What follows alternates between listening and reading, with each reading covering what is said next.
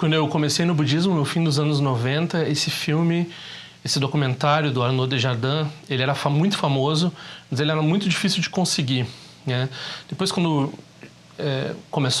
se começou a baixar torrent, a gente conseguiu achar ele, mas ainda em preto e branco.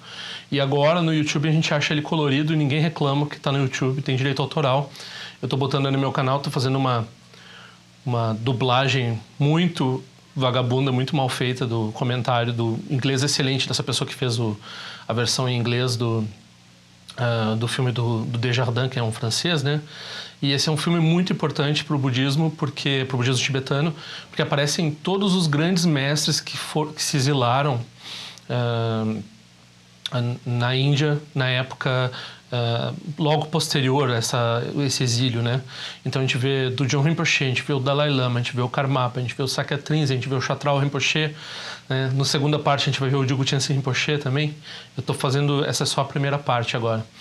E tem muita coisa datada, tem muita coisa impressionantemente atual no que ele fala. Por exemplo, nesse vídeo agora mesmo, a gente estava vendo aqui, ele reclama do uso da palavra reencarnação para os tulkus. Ele diz, não, a palavra reencarnação não se encaixa.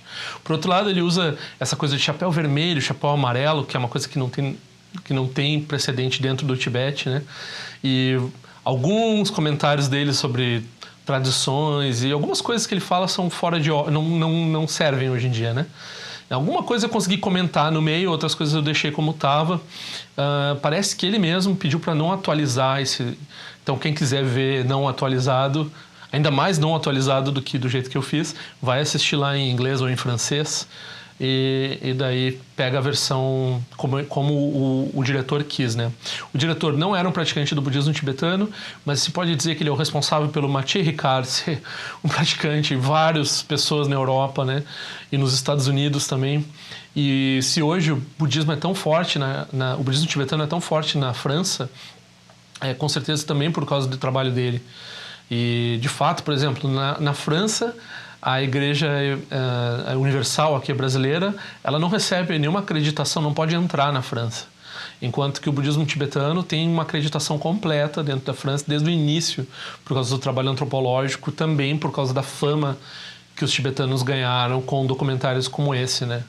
Esse é o documentário seminal que apresentou muita gente foi para a Ásia, muito hippie pegou um avião e foi lá para o Nepal, e foi lá para o Sikkim conhecer esses professores depois que viu esses vídeos, né? Então, não sei quando é que eu vou fazer a segunda parte, mas está aí a primeira parte. Desculpem que eu fiz meio rapidinho, eu traduzi assim de qualquer jeito, mas é o que deu para fazer, fiquem com o que deu.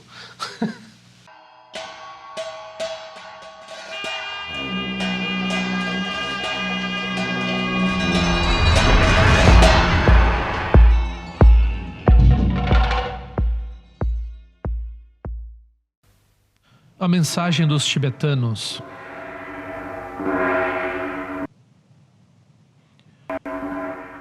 Primeira parte, o budismo.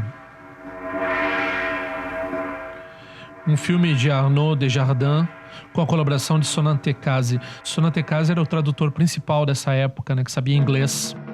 Esse filme é de 1966, mas parece tão mais antigo. Por um lado. Por outro lado, ele é muito avançado, assim, acho, pelo conhecimento antropológico dos franceses, né? Eles tinham uma sofisticação no entendimento das outras culturas ao respeito. E, de fato, foi para a França que muitos desses professores que aparecem nesse vídeo, eles se relocaram depois, né? Quando eles vieram para o Ocidente. O narrador começa dizendo, num comentário político, que eles começaram a ter que fazer grupos de folclore para manter as tradições e ensinar as danças em escolas, etc., porque essas tradições estão ameaçadas de extinção. Imagina, se estavam ameaçadas em 60 e poucos, imagina hoje em dia, né? Ele comenta que os tibetanos exilados na Índia, eles sabem muito bem dessa situação. Tudo que está aparecendo aí diz respeito à cultura em geral, não diz respeito à religião em particular, né? Nossa, é música profana tibetana, assim, música popular tibetana. E essas mangas compridas, elas representam nobreza, aristocracia, porque a pessoa não precisa fazer trabalho manual, né? Tem manga comprida, é o bambambam da história. O narrador fala dramaticamente: o que aconteceu?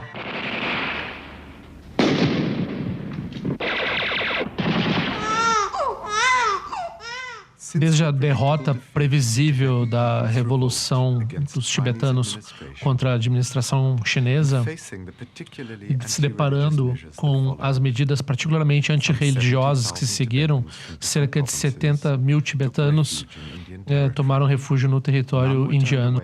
O governo indiano os ajudou com um sentido de certa urgência, garantindo que eles tivessem pelo menos isso para sobreviver, né? O efeito sobre esses refugiados é trágico. As condições, semanas caminhando pelas montanhas, o medo, a fome, traumatizaram essas crianças talvez para sempre. Os pais aceitaram trabalhos particularmente difíceis, tais como construir estradas, e eles têm que deixar as crianças com organizações para cuidar delas, como esse berçário em Dharamsala, que está sob supervisão da irmã de Sua Santidade Dalai Lama.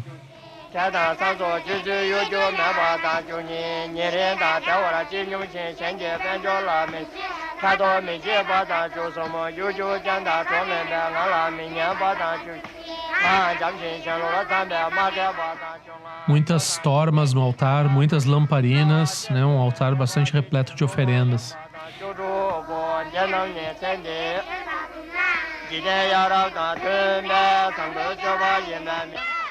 Mas essas crianças não são apenas refugiados como outros imigrantes ou pessoas exiladas em qualquer outros lugares do mundo que tentam sorrir novamente, embora seus pais tenham morrido e seu vilarejo tenha sido destruído e vivam que mesmo totalmente destituídas tentam seguir em frente. Não, essas crianças são também as frágeis herdeiras da tradição tibetana que fez o país delas tão célebre no mundo todo.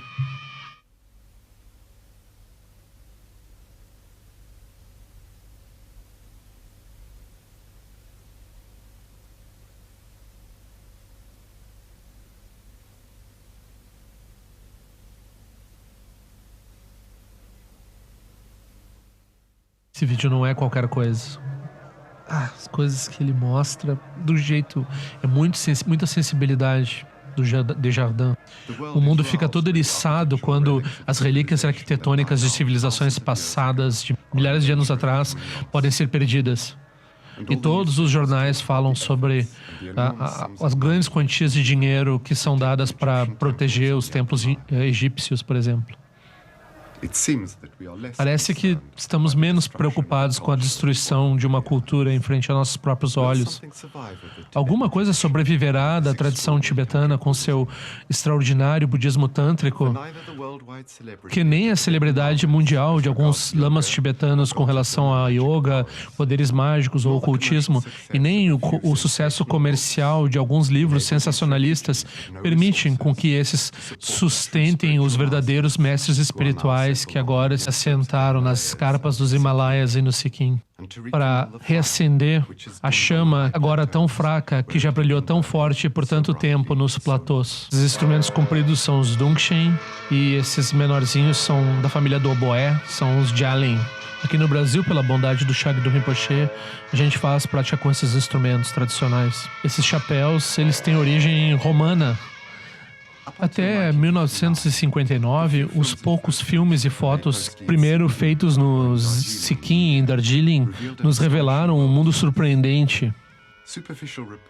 Relatos superficiais deram a ideia de que os tibetanos cultuavam um panteão de deidades demoníacas para as quais rituais macabros seriam celebrados e que era geralmente considerado uma degeneração do budismo.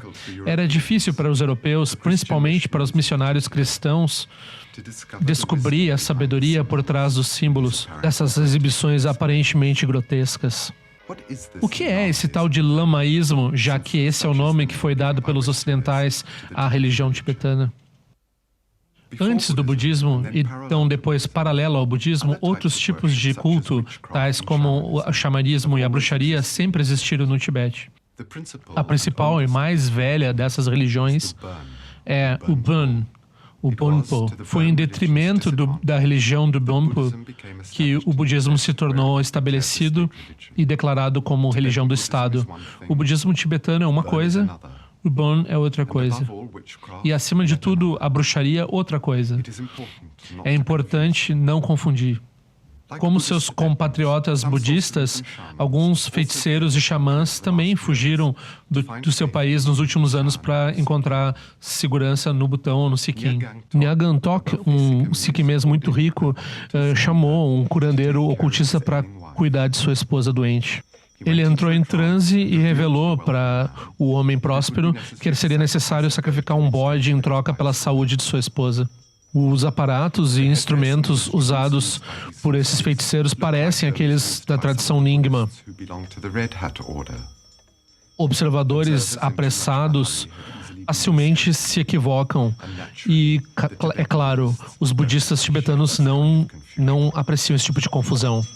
Ele chama os Nyingma de chapéu vermelho. Isso é uma coisa que os teósofos faziam bastante. Não se fala mais isso hoje em dia também. E essa confusão entre feitiçaria e enigma é algo que os teósofos cometiam.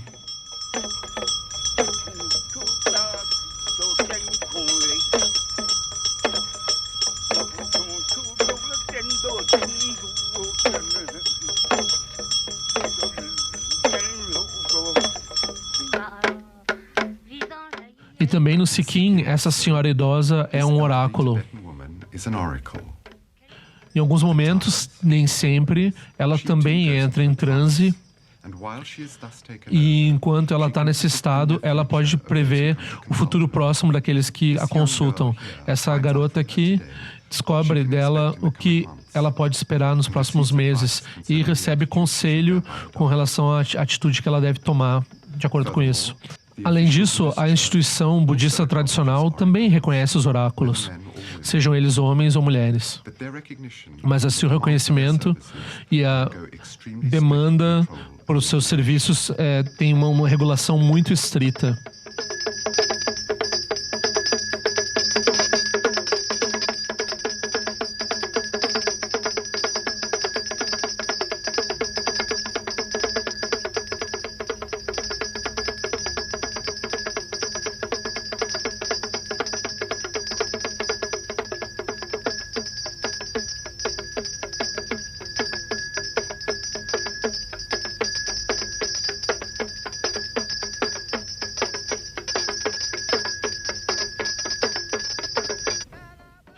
A feitiçaria foi mais ou menos expulsa totalmente do Tibete.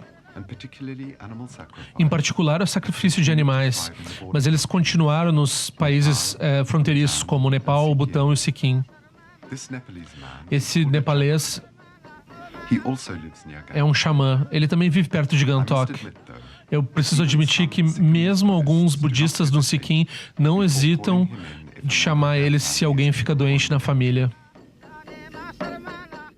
Os monges ortodoxos tibetanos, pelo contrário, condenam severamente qualquer sacrifício de animais. O único sacrifício reconhecido pelo Buda é o sacrifício do ego e do apego ao mundo da forma.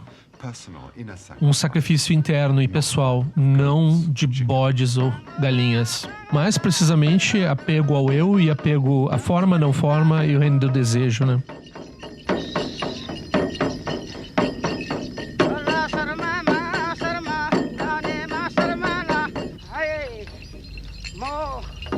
Sata, bhai, pancha, bana, basi, banas, kanni, kali, romai, nirmal, jhanka, hari, salpa. Quando o budismo se tornou a religião oficial do Tibete, os feiticeiros e o Bon foram obrigados a respeitar algumas regras com relação a como se vestem e são limitados por algumas proibições. Por exemplo, você pode observar que eles têm que bater o tambor pelo lado de fora. ao contrário dos monges que batem pela frente. É dito que os feiticeiros cobrem o rosto em vergonha, já que seus ancestrais perderam debates e também disputas mágicas e de milagres com os monges no passado.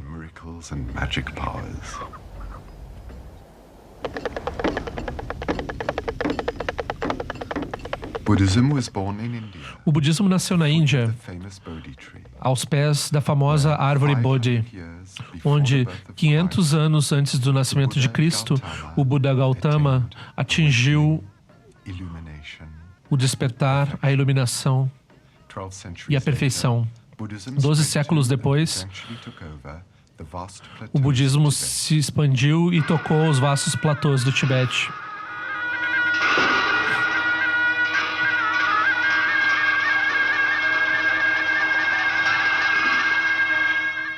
Nós também fazemos procissões assim aqui no Brasil, é incrível isso.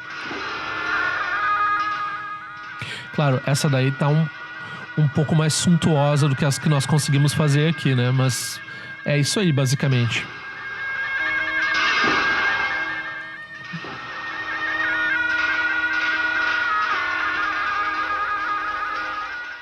Bodhigaya. Aquele que, por 2.500 anos, as pessoas tiveram como o salvador, o liberador, o conquistador do sofrimento. Ele meditou aqui, ele lutou na batalha com os Maras. Aqui, depois de ter encontrado o caminho da vida, além de todos os nascimentos e mortes, o Buda Gautama decidiu colocar a roda do Dharma em movimento e ensinou as 4 nobres verdades que corporificam a verdade do que realmente é. E também ensinou o caminho que vai da escuridão para a luz, da ilusão para a verdade, da morte para a eternidade. Sua mensagem é efêmero, está sempre em mudança. A alegria não existe sem o sofrimento. E nada, ninguém, nem eu, nem você, tem uma identidade que seja independente ou permanente. Aqui, sob uma árvore como essa, o nobre príncipe abandonou o trono, abandonou sua esposa, abandonou seu filho e se tornou um monge para libertar a si mesmo e a todos os seres de todo o sofrimento e dor. Aqui, o Gautama, o Muni, o asceta da tribo dos Shakyas, na manhã que seguiu a noite, que seria abençoada para sempre, se tornou o Buda, o iluminado, o desperto, o perfeito.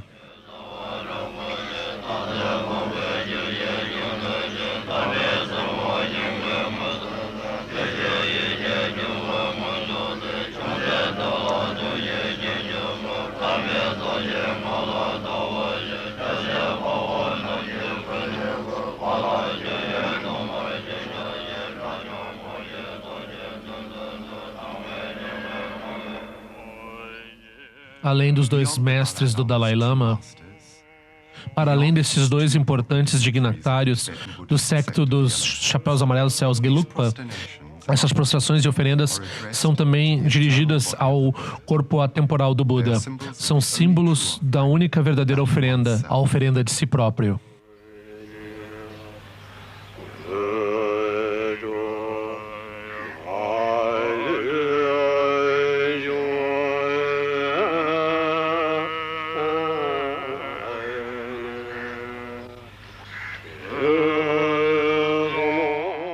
Bodhigaya mesma havia sido liberada da presença de hindus que comandavam o lugar recentemente por força da colonização inglesa.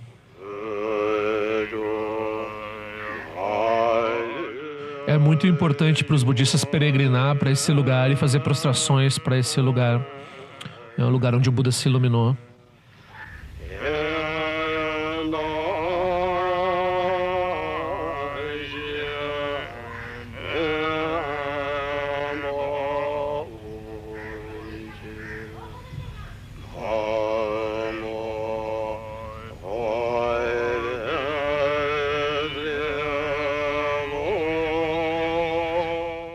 Depois de 2.500 anos de fé fervorosa, por quanto tempo as pessoas ainda se prostrarão perante os 3 refúgios budistas: o Buda, o professor, os ensinamentos, a forma de viver correta e a Sangha, a comunidade dos fiéis e dos sábios. Não muito longe de Bodh Gaya está o Pico dos Abutres, em Rajagiri, um local importante e elevado para os budistas Mahayana, pois eles dizem que o Buda viveu aqui, nessa montanha, por 15 anos, e aqui deu os ensinamentos que complementam aqueles do veículo pequeno Hinayana. Esta é a fundação de um dos ensinamentos mais bem conhecidos e importantes da humanidade, o Prajnaparamita, a perfeição da sabedoria, aquela sabedoria que está além do além. Aqui o Buda concedeu o grande segredo para o mundo. Tudo, todos os seres, todos os acontecimentos, tudo o que acontece, seja maravilhoso, seja temeroso, é tão real quanto uma miragem aparecendo e desaparecendo na tela atemporal da vacuidade, Shunyata. Por séculos no passado, o Hinayana, o budismo praticado no Ceilão e em Burma, e o Mahayana, praticado no Tibete, na China e no Japão, ignoraram um ao outro, criticando e acusando-se mutuamente de heresia. Nalanda, em cujas ruínas retém tão bem as memórias da grande era, quando milhares de monges meditaram e estudaram nessas instalações. Nalanda, a famosa universidade, foi o local mais elevado do Mahayana, e daqui os seus ensinamentos se espalharam por todo o Tibete. Hoje em dia, também na Ásia, o momento chegou para ser ecumênico. Os budistas do norte e do sul, de todos os lados, se reúnem aqui na tentativa de se compreender mutuamente em nome do guia, do orientador que todos eles compartilham, o Buda Gautama, o Senhor da Compaixão. O budismo nasceu na Índia, mas desapareceu completamente antes da renascença do hinduísmo. Mas alguns quilômetros das ruínas de Nalanda, no próprio lugar onde os ancestrais budistas caminharam milhares de anos atrás, alguns indianos construíram uma nova universidade em que monges do mundo todo vêm estudar escrituras antigas. Se o Pali é a língua que foi usada para escrever os textos de Hinayana, o sânscrito foi usado pelos Mahayanistas. E as obras do cânone tibetano foram traduzidas séculos atrás do sânscrito para o tibetano, seja por indianos convidados ao Tibete ou por tibetanos que foram até a Índia. No próprio Tibete, a tradição foi mantida e passada de várias formas. Além dos manuscritos, os impressores usavam blocos de madeira, e muitos textos sânscritos que desapareceram na Índia se conservaram na versão tibetana. Obras de arte também eram meios de passar a sabedoria. O artista, seja ele um pintor, um engravador, um escultor, nunca conceberia expressar seus próprios sonhos e aspirações pessoais, suas fantasias ou seus tormentos. Como no Egito, na época dos faraós, ou na Europa, durante o período romanesco ou gótico, a arte anônima transmitia leis, verdades, um ensinamento completo. E uma iconografia extremamente estrita especifica os atributos e as cores das deidades tântricas. Estes símbolos das grandes forças que comandam o universo e que dão vida a todos os seres humanos. As pinturas tibetanas em tecido, apesar de, ou talvez exatamente pelas restrições impostas ao pintor, na maior parte das vezes são muito belas. Porém, no Tibete, como na Índia, ou como entre os sufis no Islã, a essência da transmissão da influência espiritual é a ligação entre mestres e discípulos. Quem não está por dentro tem a tendência de chamar todos os monges e ascetas tibetanos de lamas. Porém, o termo deveria se aplicar apenas aos gurus verdadeiros, tais como Kangyur Rinpoche, que tem as qualificações para dar iniciações aos alunos e então guiá-los no caminho até a liberação. Está saindo um documentário sobre esse lama excelente. Há muitos tipos diferentes de mestre. Qualquer um deles atingiu liberdade interior perfeita, que lhe dá a liberdade total de fazer qualquer tarefa, mesmo a de construir um pequeno templo ou uma stupa, como é o caso do Chatral Rinpoche, bem novinho, né? Nossa Senhora. Quem conhece isso aí chora. O tipo de sucessão que é particular ao budismo tibetano é a desses mestres, escolhidos desde a infância e chamados de tulkus.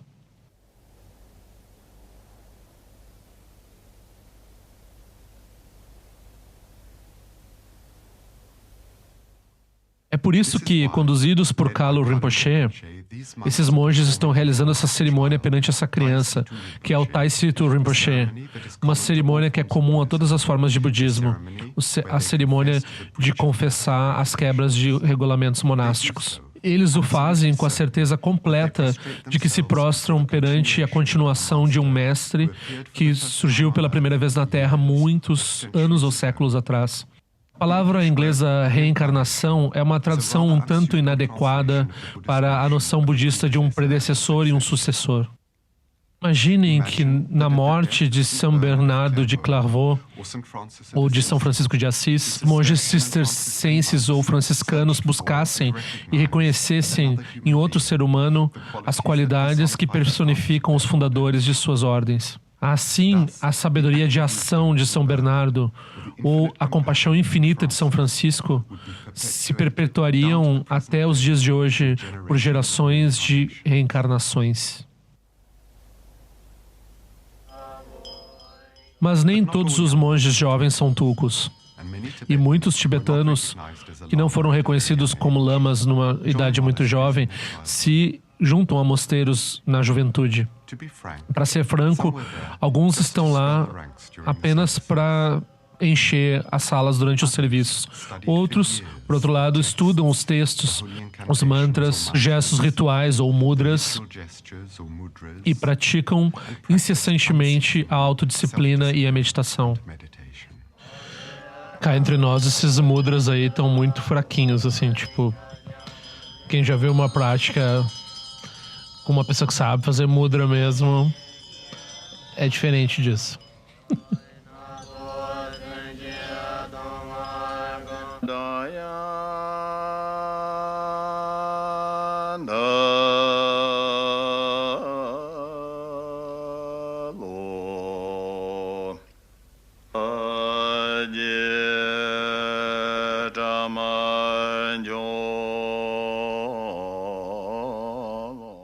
O Tibete não era tão isolado do resto da Ásia, como muitas vezes é descrito. Mesmo ele sendo cercado por notórios desertos que eram hostis às caravanas e por montanhas difíceis de cruzar. O Tibete foi particularmente influenciado pela Índia e pela China. E, por sua vez, influenciou os seus países fronteiriços, a Mongólia, o Ladakh, o Butão e o Sikkim. O Sikkim, em particular, embora hoje o país esteja fechado por razões militares, foi um local de encontro entre a civilização ocidental e a tradição tibetana pelos últimos 100 anos. O Sikkim hoje em dia é parte da Índia, né? E não é mais um país independente.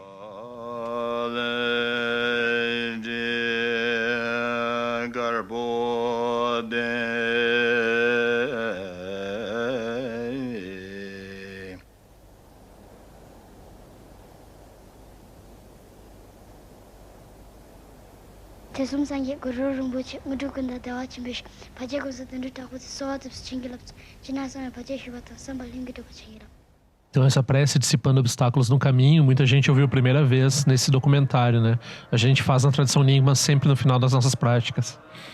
O Sikkim, sob a direção de seu rei, deu boas-vindas às tradições tibetanas chamadas de chapéu vermelho ou não reformadas, ou seja, Nyingmapa e Kadjupa. As invocações que milhares de vozes e rodas de orações repetiram por séculos no Tibete ainda ressoam ao redor da grande estupa de Gamtok. Om Mani Padme Hum. As estupas, chamadas de Churten em tibetano, são os monumentos mais representativos do budismo como um todo. Elas são feitas para acolher relíquias e sua arquitetura em 5 níveis é um livro de metafísica por si só. Os Budas das 5 famílias, ou reflexões do Absoluto, os 5 constituintes do ser humano, as 5 paixões que podem ser transformadas, as 5 perfeições. O budismo inteiro está simbolizado nisso. Mesmo aqueles incapazes de expressar os elementos da sabedoria eles mesmos, podem sentir em seu âmago que a vida tem um sentido, que o Absoluto é a própria compaixão. Eles também tomam refúgio na promessa da perfeição completa para todos os seres e louvam a joia no lótus Om Mani Padme Hum.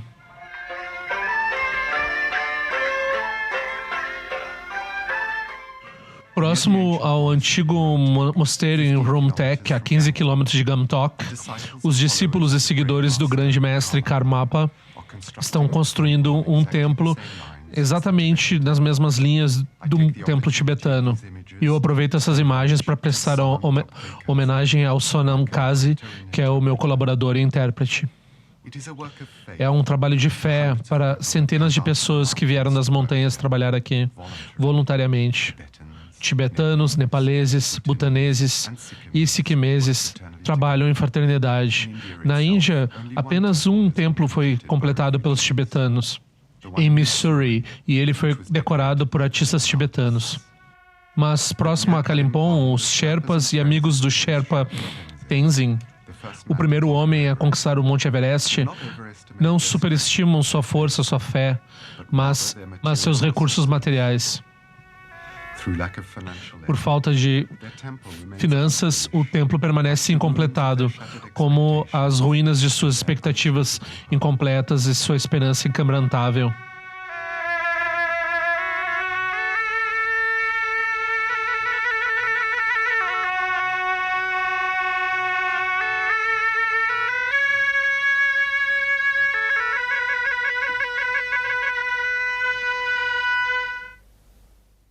No Tibete, alguns dos mosteiros maiores mantinham muitos milhares de monges. Eles eram divididos de acordo com suas faculdades e a faculdade de medicina era incluída. Entre os poucos que sobreviveram desses mosteiros, alguns conseguiram refúgio na Índia. Em Dharamsala, um grupo de doutores se formou com a intenção de manter e sustentar a medicina tradicional tibetana. Me disseram que leva 9 anos para se qualificar como um médico e 12 para se tornar um médico bom. Considerando que estudar medicina demanda aprender completamente milhares de páginas de cor, não é cedo demais começar como criança. Essa medicina é uma síntese de prática secular tibetana, acupuntura chinesa e medicina ayurveda indiana.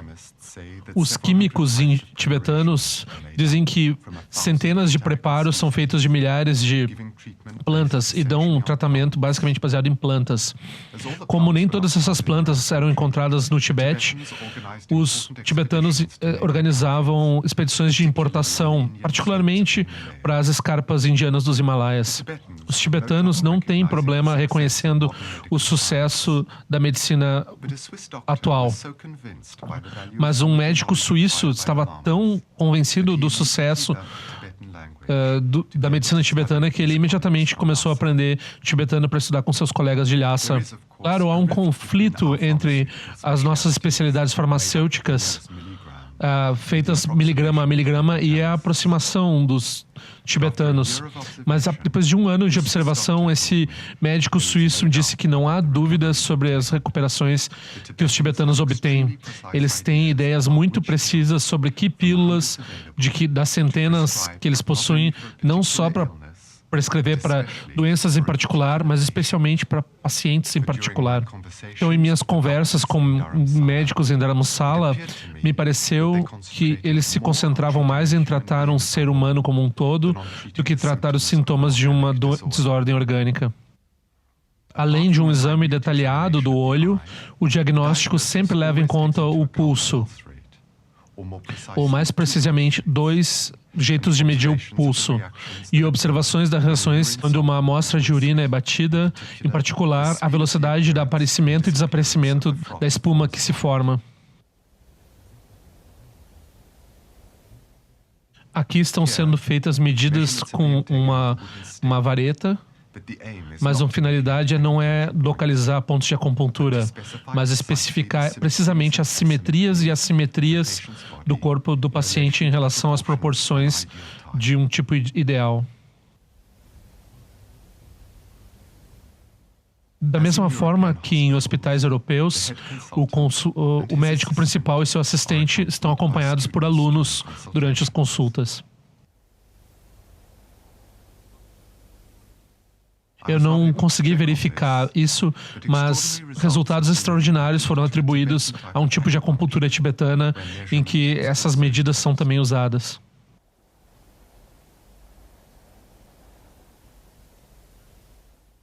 Se alguns mosteiros, universidades, eram capazes de acomodar até 7.000 monges, não devemos esquecer que, já que o próprio Buda se convenceu de que as mulheres também deveriam ser permitidas na comunidade, é sempre possível para elas ter a possibilidade de entrar na vida religiosa como monjas, ter o cabelo raspado e usar hobbies monásticos.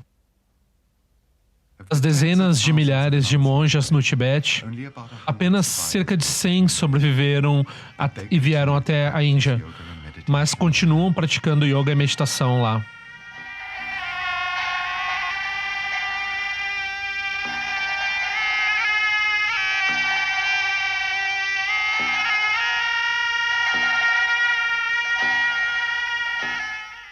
As monjas, da mesma forma que os monges, devotam seu tempo aos serviços rituais, estudos, a leitura, a oração e prática dos mudras. Esses movimentos envolvem o ser como um todo, e cada um deles tem um sentido profundo. O mudra de oferenda de mandala.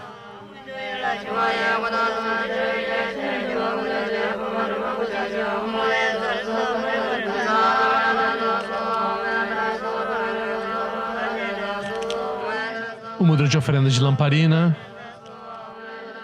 Parece flor, depois incenso. Os monges restantes se assentaram em Dalhousie, do lado oposto da Cordilheira dos Himalaias.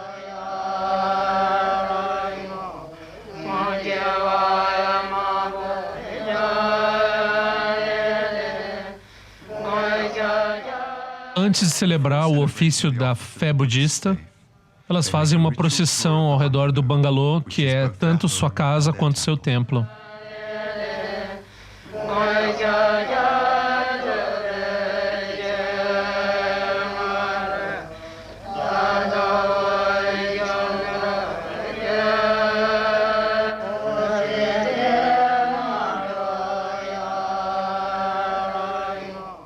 Essas monjas pertencem à ordem Kagyupa, a Ordem dos Yogis.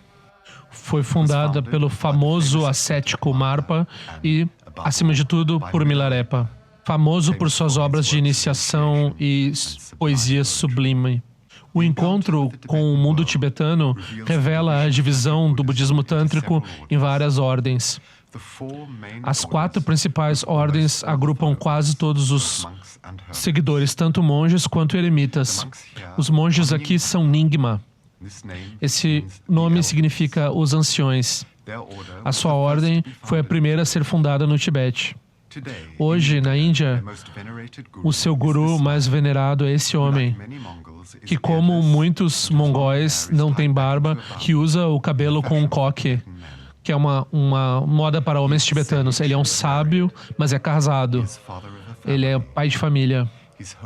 Sua Santidade Dudjom Rinpoche. Primeira vez que muita gente viu Sua Santidade foi nesse vídeo. E o Marpa não é um asceta, né? Ele disse que o Marpa é um asceta, mas o Marpa era um pai de família também. Tinha uma fazenda. Foi principalmente contra lamas Nyingma que alguns ocidentais fizeram acusações de imoralidade, bruxaria, perversão do budismo e outras críticas desse tipo. Essas críticas se dissipam por si só quando alguém passa um pouco tempo com homens do calibre de Tenzin Rinpoche, Kangyur Rinpoche e Dudjom Rinpoche. Aqui você pode ver Dudjom Rinpoche celebrando uma iniciação tântrica ou Abhisheka. O fim desse ritual é sagrado demais, secreto demais para ser filmado. Mas mesmo na parte inicial desse ritual, nós somos levados ao coração da tradição autêntica tibetana. Eu gostaria de permanecer em silêncio por um tempo e ficar sem comentar nada, de forma que você, pelo menos como espectador, dessa experiência direta dessa tradição tibetana.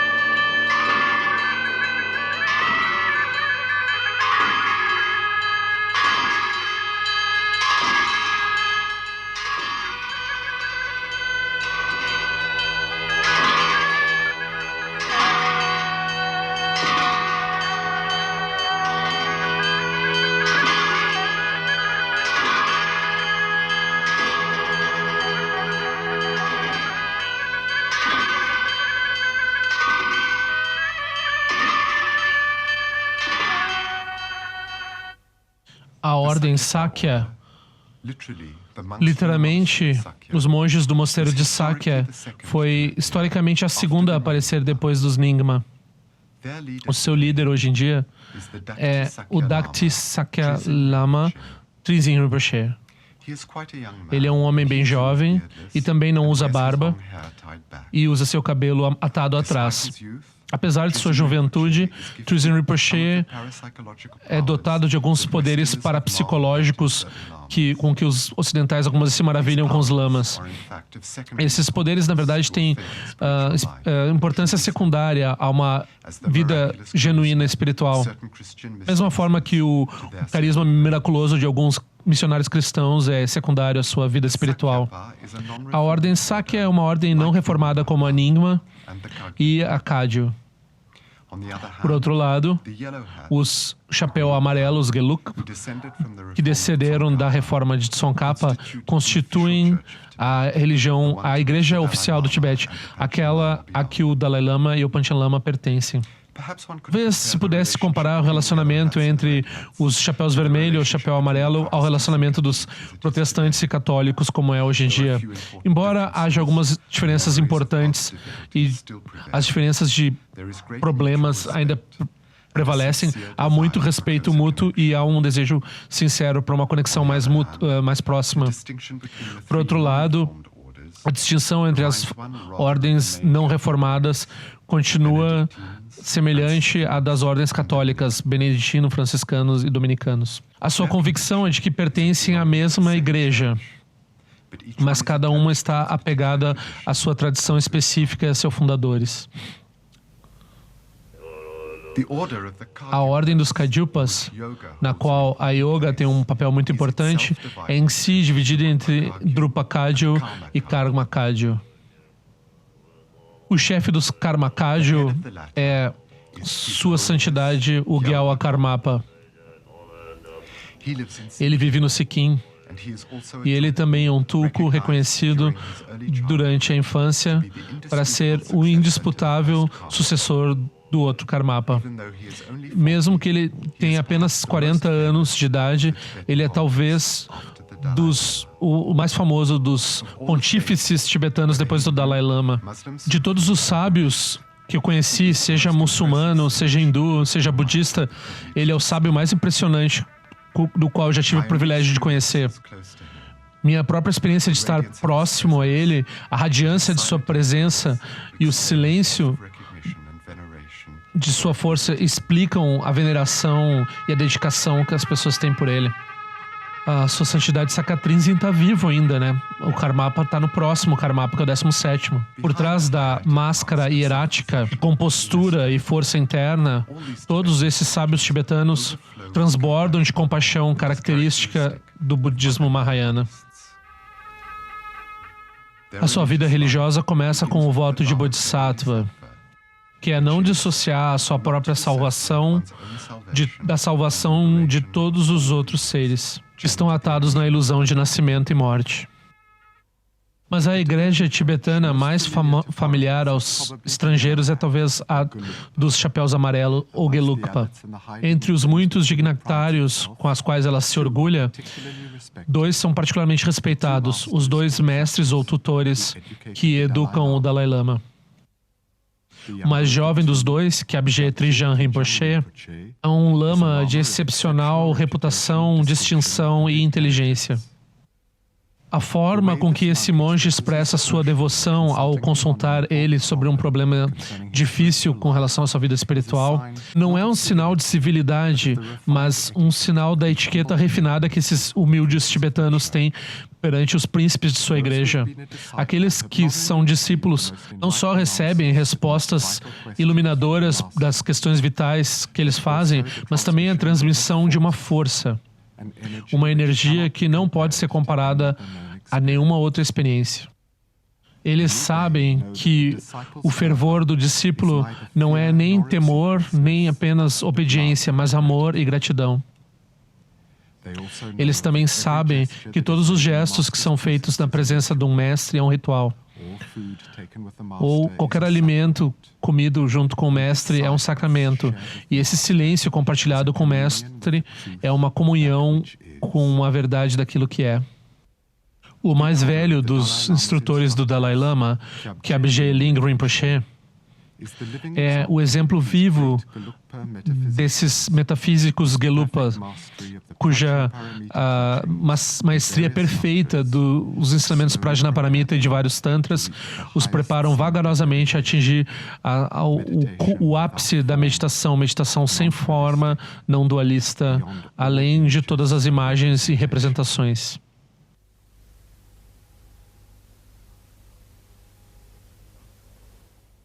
Dharamsala, no norte do estado indiano do Punjab, acima do vale de Kangra. É aqui que o Dalai Lama vive, um monge que tem 30 anos de idade.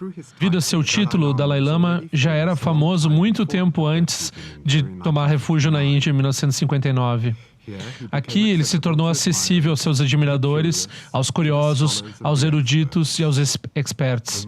Um sucessor distante de Tsongkhapa, reconhecido como a principal figura política do Tibete pelos imperadores mongóis, rotulado como um deus vivo pelos jornalistas no mundo todo, considerado a reencarnação do Bodhisattva Avalokiteshvara. O 14º Dalai Lama é, para todos os tibetanos refugiados, o símbolo principal do seu país perdido e da sua tradição que nunca será perdida. Mas esse soberano, a quem a devoção dos fiéis se estende ao ponto de colher o pó no qual seus pés sagrados pisaram, esse chefe de Estado em exílio, mais famoso que muitos primeiros ministros de países importantes, não é um rei, não é um imperador, não é um ditador, nem é o chefe de um partido político, mas um monge budista que se submete a todas as regras monásticas dos sutras, incluindo o celibato e a castidade. Um monge que se prostra com seus colegas monges no Potala e que confessa as quebras das regras de sua ordem.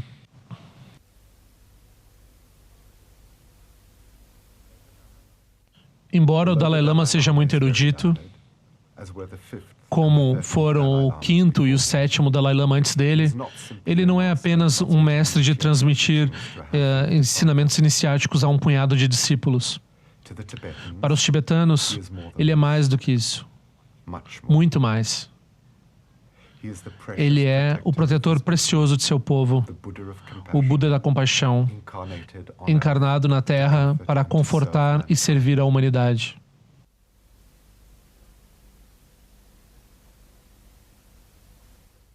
Depois de 7 meses vivendo com os yogis, os monges e os lamas de várias tradições tibetanas, estou profundamente convencido que o budismo tântrico tibetano, como ele existe aqui na Índia nos anos 60, merece a celebridade que obteve.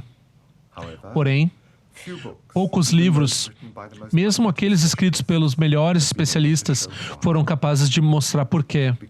Porque, de acordo com os mestres tibetanos, os ensinamentos ou a transmissão de seus conhecimentos yógicos ou tântricos só é concebível dentro do relacionamento entre um mestre e um aluno, com todas as restrições que isso implica e com todo o pano de fundo de misticismo que também está implicado.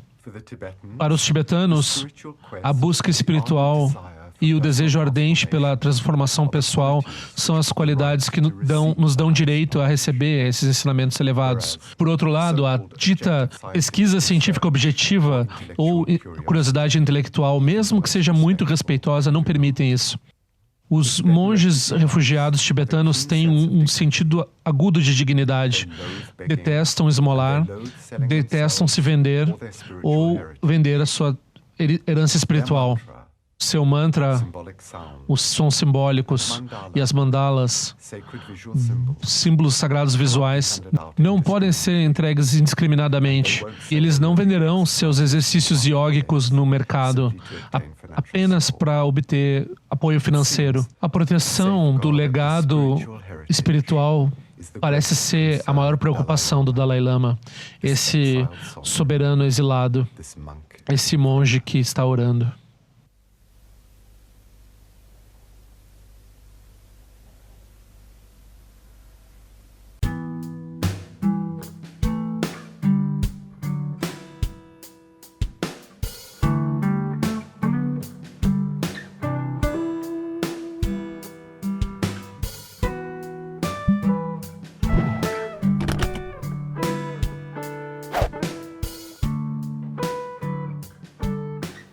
Ei, não esquece de se inscrever no meu canal, é importante para mim. Clica na sinetinha para receber a notificação e se quiser se inscreve no meu boletim informativo de forma o que eu ando fazendo, o que eu ando pensando. Também para contribuir de alguma forma com esse canal, esse é o endereço. Eu espero que em breve nós nos vejamos na prática do Dharma. Ao longo de minhas muitas vidas e até este momento, todas as virtudes que tenho alcançado, inclusive o mérito gerado por esta prática e todas as que vier a conseguir, ofereço para o bem-estar dos seres cientes. Possam a doença, a guerra, a fome e o sofrimento diminuir para todos os seres, enquanto sua sabedoria e compaixão aumentam nesta e em vidas futuras. Possa eu claramente perceber todas as experiências como sendo tão insubstanciais como o tecido do sonho durante a noite e imediatamente despertar para perceber a manifestação de sabedoria pura no surgir de cada fenômeno. Possa eu rapidamente alcançar a iluminação para trabalhar sem cessar pela liberação de todos os seres. Nirawe Korajinga Sumpana Neoma Lundi Kwene Cherezi Wate Jinja Soiza Pekajar Produtin Jote Om Sochi Jamen Champene Jirasawa Kunchatuzi Zetai Bai Mediano Jutu Piamania Jogisa Sundatu Tem Jote Time Kwene Pema Samba Sasora Jese no Pai Garjuan Shujuku Peku Kose Destintes Zendar Shinju Jigmetu Jutru Panangi Wacha Tungondo Pateno Muyengi Kupamalora Sanelundu Tinleta Tutin Jote Pemeja Sum Pemeri Suche Pemetan Lati Kuzizuan Pemancho de Troma de Soji no Nibe Melunde do Jote Enenjoane Chimpote Payuri Nebadan de Basi Pechambundan Conseja Senten Jote Tuson Sanjaguru Rinpoche do Condado de Wachimbo Jabarche com seu tutor da Poça Só Depson Chinji Lapto Sushi não são Weber Jeshuva Dançam Palunde do Partingelo Oma Humba Zaguru Pemacede Hun Ken Locha Sung de Loche Zalin Sasson Chapapel Trojo Sung Nangwa Damidral do Sungele Show